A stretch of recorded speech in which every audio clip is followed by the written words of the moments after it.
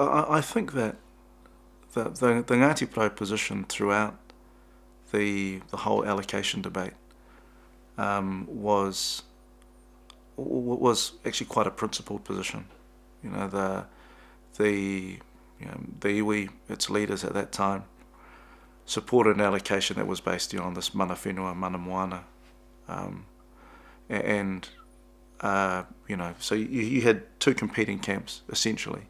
You had what you call coastline, so that's based on the extent of your claim sort of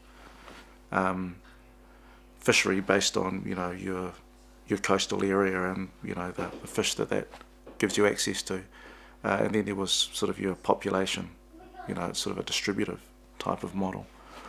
And Ngati Porou, even though it's like actually the second largest tribe, and one that would have benefited significantly from more significantly from a population-based type of allocation model, really stuck to the mana whenua, mana moana approach to allocation.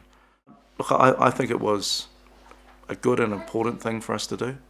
First of all, to show to others that we would stick to our principles, and we wouldn't abandon those principles just for the sake of doing better. And I think probably positioned us well from a relationship point of view in the period after the allocation debate had concluded. The significance of the fisheries settlement is that it was about iwi, about the Māori people, maintaining a significant stake in what was a huge part of our tradition. If you look at Ngati Porou,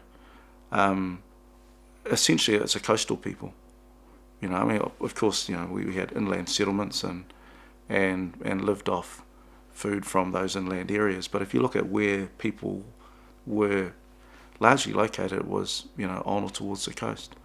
And if you look at what happened in the period post European settlement, the lands that we fought hardest to retain were the coastal lands. And so there is a legacy element to the settlement. I think a strong legacy element. And it's important if you're talking about these sorts of legacies, that you're true to their origins.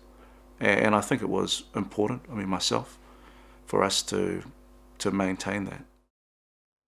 I think what we need to be doing is trying to stimulate some greater economic activity in this area. And why do I think that? It's not just about money, and it's actually about I think survival ultimately.